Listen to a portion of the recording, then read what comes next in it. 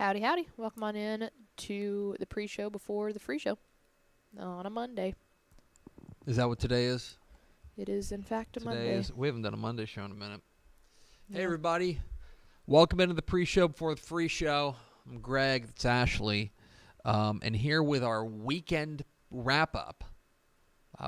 She's got a prefab video all edited. I spent hours and hours taking vlog footage for Pickle to put together into a well-crafted weekend wrap-up, high production value. And here with that video is Ashley. Ashley? Did you not? We did not put together a video. Did you not get all my Slack messages? I tried to Slack you earlier and you didn't respond about what we were talking about on the show. You know what we're talking about on the no. show. It's every show here on the off season, as we're running out of off season, by the way. How was your weekend? It was really good. Yeah? Yeah, it was really nice. This was the first weekend I haven't had to do something of big measure. Yeah. A move or go visit somebody or trip plan here, trip plan there. Summer's fantastic because it's a lot of fun stuff, but it's weekend after weekend after weekend. So it was a really, really good weekend of getting to wake up and kind of decide what I wanted to do that day. Boy, what a dream. Yeah, Mallory and I had brunch yesterday. Then we went to the we went record shopping. So that's always fun. Do you have a record player? Yeah, I collect vinyl. I've said this a bajillion times on this show. You've never mentioned that. Yeah. Not even once. I scored yesterday. I got the Etta James At Last vinyl. That one's been on my list for a long time, so I was really pumped up. And then Mallory wanted to go to the cute boutiques. So I got my record shopping. She got to go to the boutiques. Where was this? In Denton. Okay. Yeah, the square. I made my way out to Arlington twice, actually. I was going to say, you had big Tepper weekend. Big baseball weekend. My wife wanted a date night, and so I was like, what if we go on a date night and Andrew Heaney, Rangers left-hander, is our third wheel? And she was like, that's fine. So we went out to the ball game on Friday. But then yesterday, we went back out to the ball game. And this was that planned, or was that decided on Friday night? No, it was planned. We'd planned this. Long story short, for Christmas, I got Rangers vouchers that you can use for tickets. It was 10 vouchers. And so I was like, great, we'll use. And we hadn't used any because children, and also summer and work. And so we went out there. We used 2 of them to go on Friday, and then we were like, let's use 3 of them because Max gets in for free to take the boys out there because that was on their list of things. It was on their summer fun list that they make at the beginning of the summer. The summer fun list to go to a ball game. So it was Max's first ball game. It was Hank's first ball game at that park. He had been to 1 game in the final season in 2019 at Rangers Ballpark in Arlington. I'm sorry. What's now Choctaw used to be Globe Life Park. Anyway, so we go out there. And we made it through 6 innings, which is pretty remarkable. The key is to just keep feeding them. Just keep feeding them. Nothing but food. Just blah, blah, blah, blah. It was also one of the things we sat next to. We were actually sitting right in front of our friends at Bally Sports Southwest, their set right there. We were just sitting right in front of them. And so I thought about making my Rangers Live debut and just standing up and be like, hey, Madison Hawk. Hey, Mike Bassick. But I didn't. We go out there, and it's one of the things that I think we take for granted, and because obviously this thing has a roof, and it's hermetically sealed so that it can have air conditioning, right? That's the whole point of the new stadium. Which is great for people like you who have small children. Sure, it's great for that reason. It's also terrible for another reason, and that is, especially a ball game like that, because they were playing the Dodgers, and the Dodgers have a large fan base, right? Sold out. All 3 games this weekend were sold out. It was loud. I mean, really loud. We went in there Friday, and immediately, 3 pitches into the game, my wife turns to me and goes, we have got to get headphones for Hank. We have got to get those ear protection things, because Hank doesn't like loud noises. He doesn't like when the vacuum cleaner's on, stuff like that. And she was like, he's going to hate this, and he's never going to want to come back to a baseball game. I was like, sure. So we did. We got him. And so it's very loud in there. You don't you take it for granted. But we made it through 6 innings. Hank got to buy some baseball cards at the end. We sat next to a very nice couple who we found out later have 3 boys of their own at home. But they were on Sunday date night or date day or something like that. And Sunday is dollar ice cream day. That rules. And so Dad we were sitting next to, not me. Dad ran off. He comes back, and he's got like 5 ice cream things, and he hands one to Hank. Oh, like that's a awesome. little ice cream sandwich, stuff like that. I was like, that's really nice. Like, it's only $1. You know Right. what I mean? Like, I felt I only had like a 20. Yeah. And I felt like, oh, I need to pay him back, but like, I'm not gonna give him a 20 for bill a for dollar $1 ice cream. So it was like, instead we just said, oh my gosh, thank you so much. It was very, very kind. But I do want to give a shout out to the real MVP of the game, and that's DJC Stats. Do you know who DJC Stats is? Of course I do. Okay, it's DJC Stats. It's Chris. Is that his real name? Chris Statzer. Yeah, Chris Statzer is the new DJ at the Rangers game. Okay, he took over for our friend Groobs, and he has been the DJ for like a season and a half now, maybe 2 seasons. So I tweeted some stuff from, like, some pictures from the game. Be like, hey, here we are. We're at the ball game, blah, blah, blah. And he immediately wrote back, and he said, do you have any song requests? To which I replied, and I quote tweeted him. I said, if you were to play the theme to Bluey, I saw that. then I think Section 141 would lose its mind. So we're sitting there. I tweet that, just thinking nothing of it. I'm thinking, funny tweet, Greg. Got another one off. Put in the win column, right? It's like the top of the second, top of the third, something like that. And Dodgers player flies out to right for the second out of the inning. And you hear da da da da da da da da da da da. And I think I stood up and applauded, even though I knew Stats couldn't see me. But yes, so funny. Shout out to DJC Stats. Did Hank recognize it when it first came on, or did you have to Yes. tell him? Because he had No. the headphones on. Like, I know that He blocks did, out a and lot it's- of noise. yeah, Sometimes but that not- could block out no. enough. He heard and he goes, what? Because like the music is like very intense sometimes, Yeah. stuff like that. But like instead it was the theme to Bluey, and he was pretty fired up. So That anyway, rules. shout out to DJC Stats. Rangers got to win. They're perfect in games at Max attends. So Max had a good time too. Max likes the music. Max is really into dancing now. Good. And so he really liked the music. My guy. He really liked the music. And thought that it was cool if there were a lot of people there. I also like that Max is like, headphones. Oh no, he was good. Yeah. He was good. I think it was like, I don't know. I think it's because I think for Hank, not to just get entirely into my kid's health history, I do think it's a COVID thing. That like we were at home for like 9 months, Yeah. 10 months, and like it wasn't loud. And then he went everywhere and it went places and it was just like so loud. Yeah. You know what I mean? And now I think it's more, I think he's fine, but I think it's just like a mental thing Yeah. for him. But Max is just like, whatever, this rocks. And the other thing about Max that he loves about this, waving at everybody. Oh, yeah. Everyone's his friend. He's just like, Yeah, you have a shy kid and you have a not shy kid. hey, what's up? He's just like waving. He's like, we're friends, you and I. Anyway, it was a fun day at the ballpark. That rules. Hit the Theme Expo. Pickle! Hit the air sign.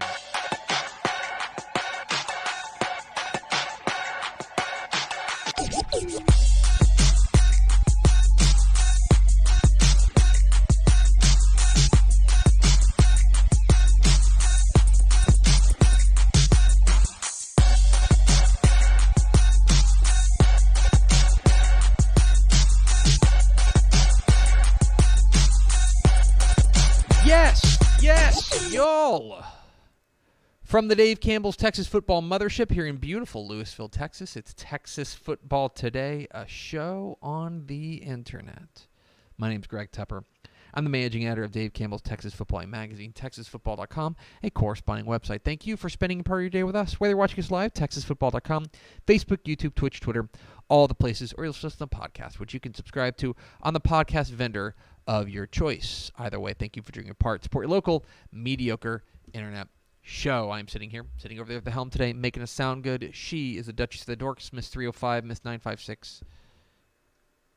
She's Ashley Pickle. I didn't have any other. I was trying to think of something. You were on you came to a screeching halt on that one. I was an autopilot. Welcome in, fellas. Yes, welcome in, friends. Today is Monday, July 24th, 2023. It is a mere 122 days till Thanksgiving.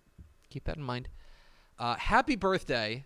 Happy 59th birthday to Barry Bonds. Oh, nice. Barry Bonds, probably the greatest hitter who's ever lived. I like it. He was very good. Very good. All-time home run leader. Did you know that? I did know that. He has more home runs than anybody. I did know that. There are people who don't like him, though. It's episode 1620. On today's show, folks, we have got some headlines from across the state, including some, I don't know, the Ballad of Jimbo Fisher. Like, we're just going to get into what he said at SEC Media Days about Bobby Petrino, and we'll talk about it. And then back half the show, I talked with the head coach of the Corpus Christi Carroll Tigers, Coach Cal Neatherlin, down there at the THSCA Coaching School and Convention in Houston. So I had a great conversation with Coach Neatherlin. That's as he enters his second season at the helm with the Tigers. So we'll hear from Coach Cal Neatherlin of Corpus Christi Carroll coming up here at the back half of the program. Do we have first four through the door, Mademoiselle? We sure do. It was Andrew Christensen, Nick Morton, Zill0678, and Tony Blaylock. Welcome in, friends. Can I brag on Pickle for a moment? Oh, my. Are you feeling okay? You are working on you're working on everything for the debut of Texas football tonight. Mm-hmm. Our live whip around show on Texan Live. Yep. Right. Coming August 25th. Is that the first Friday? August 25th. August 25th on Texan Live. Which is so close.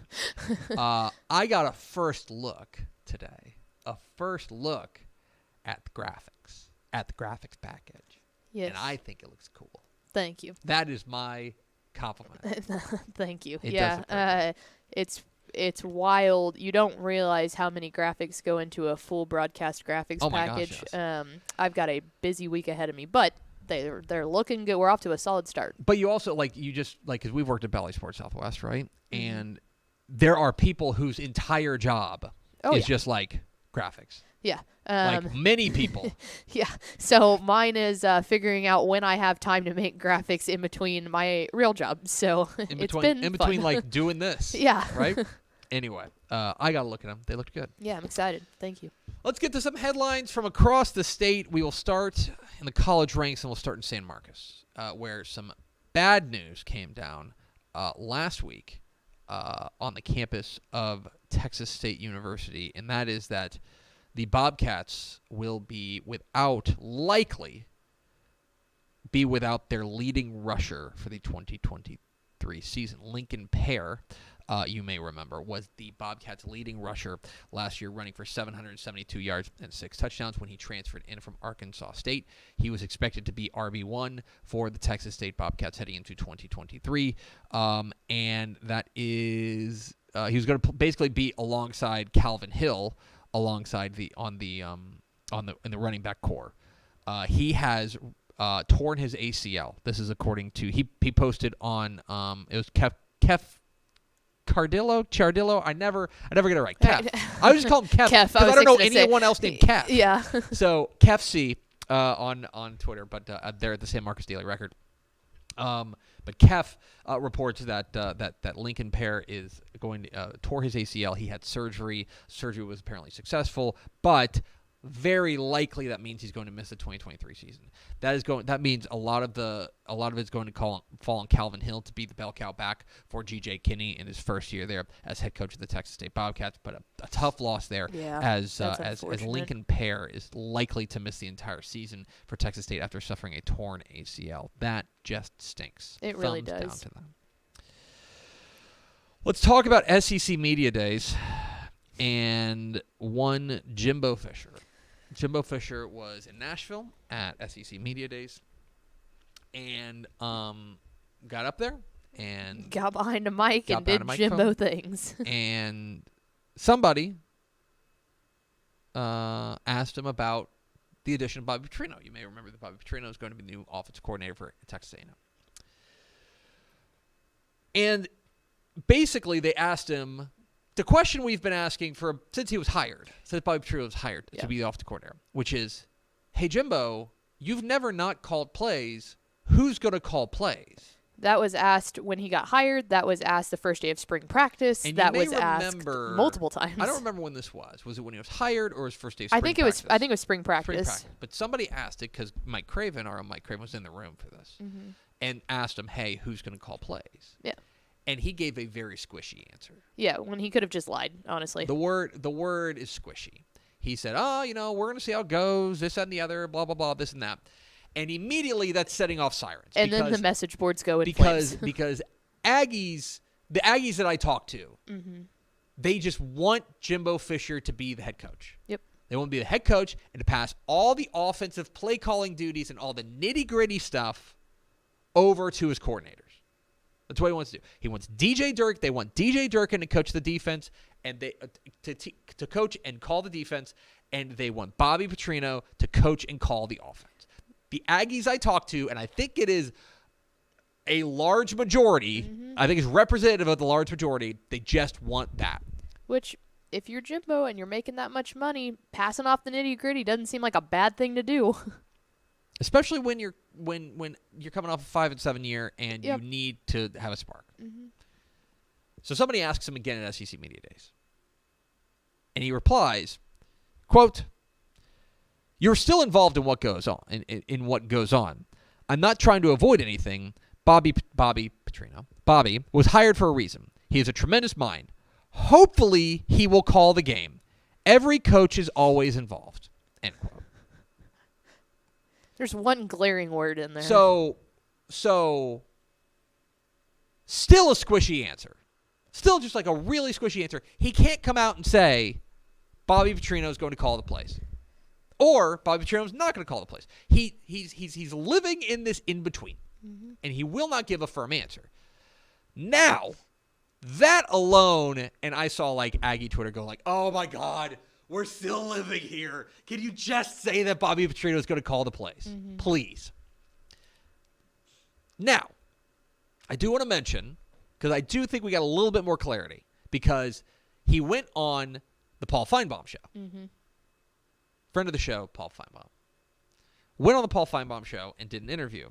And same thing, he was asked a similar question by Paul Feinbaum. And the quote he gave was, as a head coach, you're still going to be involved. Does Nick Saban call defenses? He doesn't call defenses. Kirby, smart, doesn't call defenses. And I say that from a point that it's not that hard. It's really not, because you're going to be in the meetings and what's going on in your team, and you make collective ideas about what you're going to do and how you're going to do it. But then you turn it over to the guys you have confidence in the job you hired them to do. Let them do their job, end quote. That's just so contradictory. Hold on. Okay, now, hold on, because I want to put a fine point on this. This is as close to a definitive answer as we're going to get. I've realized this. After thinking about it over the weekend, this is as close to a definitive answer as we're going to get. Because if anybody's ever heard Jimbo Fisher, they know that he's a fast-talking dude. He just says a lot. That is not, by the way, samesies, okay? Like, I'm the same way. He says, it's a lot of blah, blah, blah, okay? I think what he did here is as close to a commitment to Bobby Petrino calling the plays as you're going to get. I'm going to say it again, but then you turn it over to the guys you have confidence in the job you hired them to do. Let them do their job. That, to me, again, maybe I'm giving him too much credit, but I think that is him saying, yes, Bobby Petrino is going to be calling the plays for A&M. I think the word hopefully says it all, because I think you're correct in that's the clearest answer that we're going to get from him. I think that you are correct in what he is saying is when you have confidence in your guys, you give them that. But saying hopefully he will call the plays, to me, that sounds like we're going to have him start off calling the plays, but I don't have confidence that he'll make it through the rest of the year. That's a different question. Correct. That's how I take hopefully. That is a different question. Will Bobby Petrino be calling the plays when they open against, Texas A&M schedule? Will he be calling the plays when in their opener against New Mexico? I think right now we could say 100% yes. Yeah. Now, will that even make it to halftime? Who knows? The better question is If it's 17-7 Miami the next week in the third quarter, then what? Because obviously he's That's saying the better question. that he knows that he has confidence in guys, but he's never explicitly said that he has confidence in Petrino. But that seems like the issue. I agree. I think we're being a little. I think we media are being a little too harsh on Jimbo Fisher, and we are not understanding that he is not a guy who just comes out and says flat out like definitive things. And I think we need to speak Jimbo here, and we need to say I think this is as close as he's going to get to saying that he trusts Bobby Petrino for now. Yeah, if he doesn't want us to be skeptical about it, then just say it. Say what you mean. Can't, though, Pickle. He doesn't no, know how you can. To. He doesn't know how to. He's a grown man. He can. I don't disagree with you, but he doesn't know how. Yeah, I just think I don't feel bad for speculating when we don't get direct answers. And nobody should feel bad for speculating. But if you get out your Jimbo Fisher decoder ring, I think we have our answer. So there's that. More news from it's Media Day season, including, by the way, Thursday. It'll be ROF Takeover at 1:30. 1:30 p.m. They will be out at the Lone Star Conference Media Day with a slew of guests from across the Lone Star Conference. The Pac-12 had their conference media days last week. The big talk has been from their commissioner and the Big 12 commissioner, which is George Kliavkoff and Brett Yormark, respectively, that the Big 12 is looking to poach teams from the Pac-12, specifically Colorado, Utah, Arizona, and Arizona State. The update to that is that George Kliavkoff said that he's not concerned. And he says, it's not a concern. He said Pac-12 media, our schools are committed to each other in the Pac-12. We'll get our media rights deal done. We'll announce that deal. I think the realignment that's going on in college athletics will come to an end for this cycle, end quote. That's one man's opinion. Brett Yormark has been pretty clear that he is open to expansion and open to going and poaching teams. I think once there's this whole subplot and these people who are really into like this Pac-12 versus Big 12 like rivalry, which is weird because who cares? I have never really There is, but it's all TV deal. I would think the Pac-12 and the Big 10 are more rivals. It's all TV deal appendage measuring is all it is.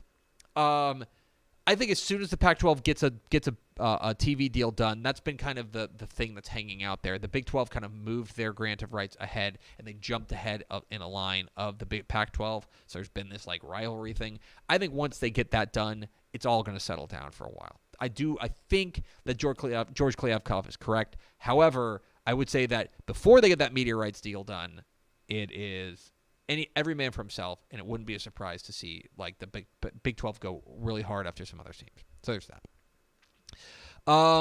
This is a little bit of a Lone Star Conference note, but our friend Corey Hogue was talking last week about how UT Dallas is joining the American Southwest, or they're leaving the American Southwest Conference, moving to Division II, and playing in the Lone Star Conference starting in 2025.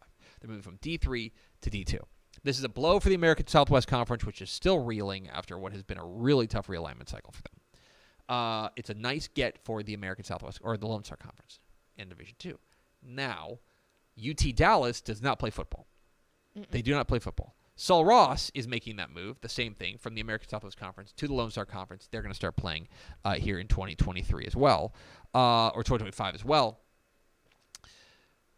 There's a great piece up on TexasFootball.com that I would encourage you to read, called "What UT Dallas Heading to the LSC Means for the Future of the ASC." It's a great piece by Corey Hogue. Again, there's not a direct football tie, but I do think that it is in the wind of and kind of surrounding about the health of these conferences, which are two conferences that we had big questions about over the past couple of years. Lone Star Conference, in my opinion, has kind of shored itself up, and I think will be probably okay for the long term, at least for the short long term, if that makes sense. Not like 100 years, but like the next 5. The ASC may be in trouble, and that's something to keep an eye on. But go read that piece on TexasFootball.com, what UT Dallas heading to the Lone Star Conference means for the future of the ASC. Finally, one more note from the high school ranks. It is a prospect type thing, prospect recruiting news. We don't do recruiting news. We do recruiting news on Wednesday with Greg Powers. But this was notable. Jonah Williams. Jonah Williams is a soon-to-be junior safety down there in Galveston at Galveston Ball. Last Monday, he's a highly touted prospect. He is, I believe, the number 7 overall prospect in the DCTF Rising Hot 100 for the class of 2025. Really good player. Top 10 player in the state. He announced on last Monday that he was going to be transferring to IMG Academy. IMG Academy, of course, the Florida mega school that is kind of just a boarding school for up-and-coming athletes, right? A few years ago, it was the big boogeyman for Texas high school football because everyone was worried they were going to poach players. So he announced that on Monday. That stinks. However, Thursday, he tweets out that he's had a change of heart and says that he will remain at Galveston Ball, saying that quote, my heart is telling me to stay home, end quote. So Jonah Williams will still play at Galveston Ball. He was a key part of what was the best statistical defense in Texas high school football last year with the Golden Tornadoes. But a nice little win for Texas high school football as Galveston Ball's Jonah Williams will, as we put on TexasFootball.com, spurns IMG Academy and will play in Texas. Good. The official stance of Dave Campbell's Texas football is play football in thumbs Texas. up for that. And those are some headlines.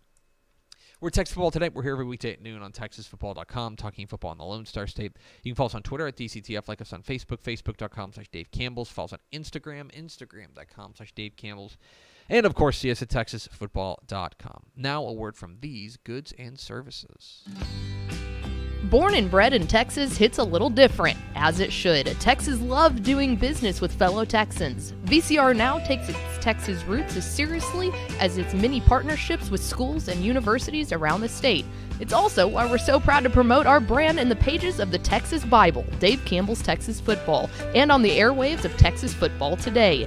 Driven by producing quality broadcast video, state-of-the-art audio, and LED video scoreboards at affordable prices, VCR Now makes sure to listen to your needs in its athletic department before recommending the next best steps. Building great products is our business, and it's our focus on building meaningful, long-term partnerships with our clients that sets us apart. From our 24/7, 365-day help desk, the training lab in our hometown of Red Oak, or our sports marketing business plan that puts money back in the hands of our athletic departments we support, VCR Now is built to last. Reach out to us today at info@vcrnow.com or by calling 855-GO-VCR-NOW. Again, that's info@vcrnow.com or by calling 855-GO-VCR-NOW.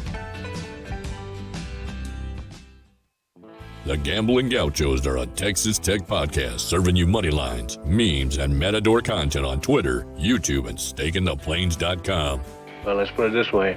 They pay me off in tortillas, I'm going to shoot them right in the eye. If you're looking for more Big 12 sports content from a host who wants a 25 tacos in 20 minutes and another that can provide a taco bites per minute analytical breakdown of the feed, then Rob and Kyle are the hosts for you. New episodes every Sunday and Thursday on the Republic of Football podcast feed. Pickle, while we were down in Houston at the THSCA Coaching School and Convention, we had dozens and dozens of coaches stop by the Dave Campbell's Texas Football booth, and we put them in the hot seat. One of those coaches, the head coach of the Corpus Christi Carroll Tigers, Coach Cal Neatherlin, had a great conversation with him. Here's my conversation with Corpus Christi Carroll head coach Cal Neatherlin here on Texas Football Today. Dave Campbell's Texas Football here at the 2023 Texas High School Coaches Association Coaching School and Convention here in Houston. I'm Greg Tepper, sitting alongside the head coach of the Corpus Christi Carroll Tigers, Coach Cal Neatherlin. Coach, how are you? Man, I'm great. Yeah? How you doing? Yes. Great. Is this a better, I suppose this is an easier drive than San Antonio, right? From Corpus? Or is it about honestly, it's really not. Yeah. Like, it's San Antonio, it's 2 hours. It's a little over 3 here. Oh, wow. Yeah, there you go. So never mind. Let's talk a little bit about the first year there at Carroll. 5-5. Yes, sir. You guys are, let's call it what it is. You're a win away from the playoffs, right? Right. One game away from the playoffs. Now that you've had some time to kind of digest it, how do you assess what you guys were able to do in your first year? Well, obviously we wanted to make the playoffs. But, like, when you look back at it overall, we we went into a new school. We practiced on one field. During 2 days we had to use cabinets. We had to bus kids over. Then we only had one field all year at the new school because the others weren't ready at the time. And we just had to change everything, get a brand new staff. We didn't even have TVs to watch film till week 3, unless we went to classrooms. So we had a lot of challenges, and our coaching staff and our kids really responded. So we were really proud of them. What do you know now about this job that maybe you didn't know if we were having this conversation a year ago? Well, I think the biggest thing is once I got there and I saw the kids, I couldn't believe they were 0-10. I told everybody that I interviewed, like when I was bringing coaches in, I was like, when you see these kids, you're not going to think 0-10.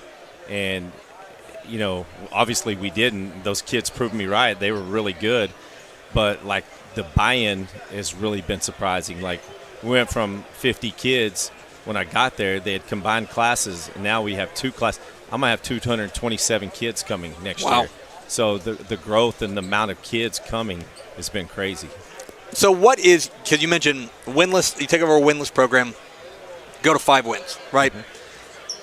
What is the biggest – I guess what is the biggest reason? What was the biggest change that happened within that program in the span of a year that allowed for that kind of to come through? Well, I don't know what the one thing is, but like when I came in, we provided structure as a coaching staff and an identity on offense and defense. Like what we were doing is what we're going to do. We're not going to change. We might add some things here and there. But if we're gonna run the counter, no matter what, they're gonna have to stop us, and we're not like nitpicking all over the place. We have an identity. I think that was the biggest thing. So now heading into 2023, you got a fair number of your players back from last year's team, some important pieces to replace. But when you take a look at this 2023 team, do you have a feeling quite yet on how it may be different from last year's team? Yeah. Obviously, we might not be able to take the top off like we did last year. We had 4 or 5 guys that could really go. But we're so much deeper on the offensive and defensive lines. Like last year, one guy go down, man, it was like, we were piecemeal. It's all hands on deck. Yeah, but we'll probably have 55 kids on varsity this year. So we will have tons of depth. And I think that's a really exciting thing, and it's really going to help us, like in the second half of games where, that we're not quite as worn down. When we get to the playoffs and we're talking about surprise regional semifinalists, Corpus Christi, Carroll, right? Who are the guys that are going to be those household names? Who are the 2 guys that people are going to be like, oh yeah, Corpus Christi, Carroll, that's the team you got to watch out for so and so? Who are the guys that have you most really excited? Well, our returning, our best statistical receiver, J.C. Salyer, he started for us last year. Just tremendous worker, really good athlete. We expect him to catch a ton of passes and do really well. But the kid I'm really excited about is his name. He's a junior. He's Robert Muhammad.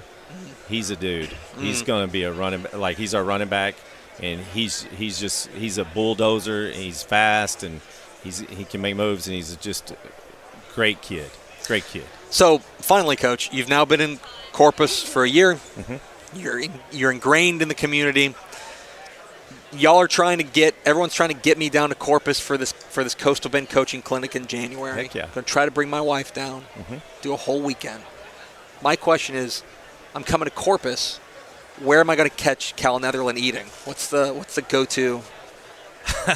Well, the problem is my son loves Chick-fil-A. Buddy, my wife gets big so same tired. here. Big same. If it's not there, we like Nico's Steakhouse. It's really good. Every time we've been there, it's just been tremendous. There's some other places too, but like that would be my my go-to. I got a 4.5-year-old, so I get my fair share of Chick-fil-A. Chick-fil-A is my favorite restaurant too, apparently. I know, man. It's just like we didn't have that in Brenham, then we go to Corpus Christi, and then it's like we get it again. It's like, where do you want to eat tonight? Chick-fil-A. I suppose we're just going to keep going there. That's right. That's it. Might as well buy Easy stock. to please, man. I'm telling you. It's Cal Neatherlin, head coach, Corpus Christi Carroll Tigers. Coach, appreciate your time, my friend. Hey, thanks, man. Cal Neatherlin, head coach of the Corpus Christi Carroll Tigers, joining us here. at the THSCA Coaching School Convention and here on Texas Football Today. We appreciate his time. Big leap for him, or for them last year, where they go from 0-10 to a winning record. He likes to build programs. He is. He's a builder. He Good at did it it. at Somerville, doing it now there at Corpus Christi Carroll, and we certainly appreciate his time, as always. Let's mosey on over to Ashley Pickle of America's second favorite segment. Final thoughts. Just now, dropped on, well, about an hour ago, but just now. Just now. No. Time's a construct. Just now. Just now, an hour and a half ago. I'm sorry. Compared to when the dinosaurs were here, it was just now. Correct. Yeah. Just change Time the has no scale. meaning. At coaching school, Mike Craven, our college senior editor, writer. Senior writer. Everyone's titles have shifted so much it's hard to keep up. But Craven, big college guy. He got an exclusive interview with Texas Tech head coach Joey McGuire, a high production quality interview with Joey McGuire. Yeah, real sit down, soft focus. It's really, really good. Highly recommend go watching it. It's on our YouTube page, youtube.com/Dave Campbell's TF. I think Will's going to be posting on the website if you want to go look at texasfootball.com. But exclusive with Texas Tech head coach Joey McGuire now on YouTube. Fun. Yeah. That's cool. I was there for it. It was a good interview. A lot of good stuff on texasfootball.com, so we hope you'll go check that out. That's going to do it for us. Thanks for spending a little bit of your day with us. Follow us on Twitter at DCTF, like us on Facebook, facebook.com/Dave Campbells. Follow us on Instagram, instagram.com/Dave Campbells, and, of course, see us at texasfootball.com. Thanks again to Cal Neatherlin of Corpus Christi Carroll for being our guest. For Ashley Pickle, I'm Greg Tepper. Vince Young, please give me your Player of the Year trophy. We'll see you tomorrow for Math Tuesday. Math Tuesday.